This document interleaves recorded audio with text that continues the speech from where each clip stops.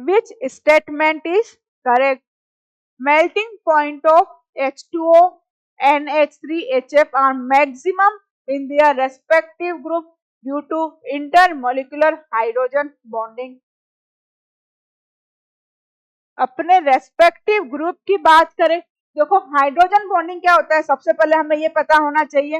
Hydrogen bonding की हम बात करें तो हाइड्रोजन बॉन्डिंग जो है वो क्या होगा, जब हाइड्रोजन कौन, हाइड्रोजन किससे अटैच्ड हो, कौन से, फ्लोरीन, ऑक्सीजन, नाइट्रोजन से, तो वो क्या करता है, क्योंकि यहाँ मोर इलेक्ट्रोनेगेटिव एलिमेंट से अटैच्ड है तो वो शो करेगा hydrogen bonding. Hydrogen bonding show करेगा तो उसके मॉलिक्यूल क्या आ जाएंगे, पास पास में आ जाएंगे, तो मेल्टिंग और बॉइलिंग पॉइंट दोनों ही क्या हो जाता है, इंक्रीज हो जाता है। वैसे तो बात करें इनका अपने ग्रुप में क्या होना चाहिए, सबसे कम होना चाहिए, क्योंकि यहाँ पर हम बात करें तो मॉलिक्यूलर वेट क्या होता है, कम होता है, तो मेल्टिंग पॉइंट क्या होना चाहिए था, मेल्टिंग पॉइंट इनका अपने ग्रुप में क्या होना चाहिए था, कम होना चाहिए था, लेकिन क्या हो जाता है, बढ़ जाता है, इंक्रीज हो जाता है, क्योंकि इनमें क्या होती है, इंटर मॉलिक्यूलर हाइड्रोजन बॉन्डिंग। जैसे हम एग्जांपल देखें, एक H2O,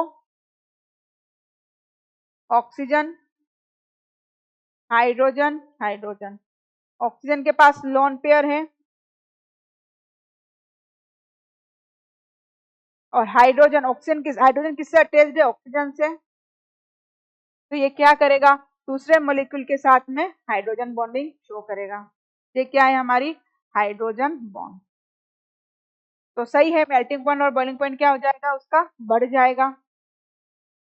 boiling point of CH4 out of CH4, SiH4, GH4 is a least, यहाँ पर कोई भी हाइड्रोजन बॉन्डिंग नहीं होती है, तो सही बात है। तो हाइड्रोजन बॉन्डिंग किस में होगी, क्योंकि हाइड्रोजन किससे अटैच होगा, फ्लोरीन, ऑक्सीजन या नाइट्रोजन से।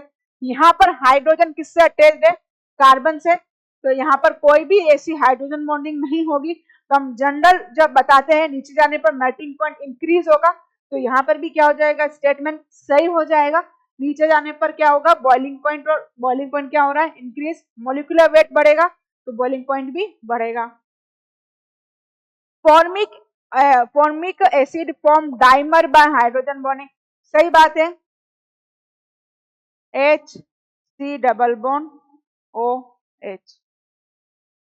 यहाँ पर क्या होगा, ये हाइड्रोजन जो है वो क्या करेगा, दूसरे मॉलिक्यूल के साथ में डाइमर बनाएगा, सही बात है। तो फॉर्मिक एसिड क्या करेगा, डाइमर बनाता है थ्रू हाइड्रोजन बॉन्डिंग, क्योंकि हाइड्रोजन जो है वो किससे अटैच्ड है, ऑक्सीजन से अटैच्ड है।